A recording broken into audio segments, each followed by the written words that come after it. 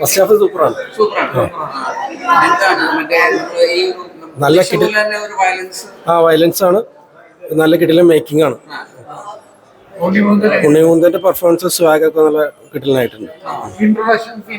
Introduction super, action scenes ഒക്കെ സൂപ്പറാണ്. ആ ഒരു ക്യാരക്ടറിന് മാത്രം സെപ്പറേറ്റ് ആ ഫാമിലിയുടെ സിദ്ദീഖ് ഉണ്ണിമുന്തൻ ആ ഫാമിലിയുടെ ഒരു സ്റ്റോറി അങ്ങോട്ട് പറയാം. അത്യാവശ്യം നല്ല വയലൻസ് കാണിക്കുന്നുണ്ട്. ഫസ്റ്റ് വയലൻസിലോട്ട് കടക്കുന്നേ ഉള്ളൂ. കുഴപ്പമില്ല. വയലൻസ് നമ്മൾ ആദ്യം കാണുമ്പോൾ പറഞ്ഞ പോലെ വയലൻസ് ഒന്നും കാണാനില്ലല്ലോ എന്ന് കരുതും. പക്ഷെ ഇൻട്രോൾ സീൻ ആകുമ്പോൾ ആ റേഞ്ചിലോട്ട് എത്തുന്നുണ്ട്. അത്രയ്ക്ക് ഇപ്പോ എത്തിയിട്ടില്ല. ഈ സെക്കൻഡ് ഹാഫ് കുറച്ചുകൂടി പ്രതീക്ഷിക്കുന്നുണ്ട്.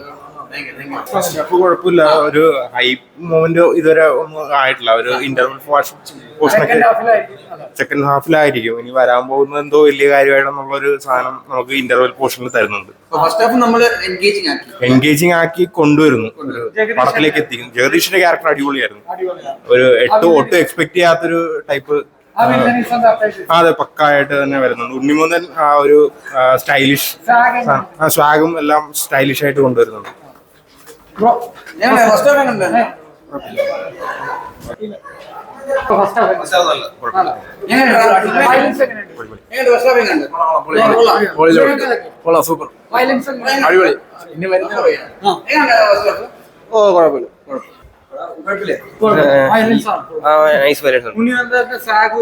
സ്വാഗ് കൊള്ളായിരുന്നു. എൻട്രി ഒക്കെ അടിപൊളിയായിരുന്നു. എൻട്രി അടിപൊളിയായിരുന്നു.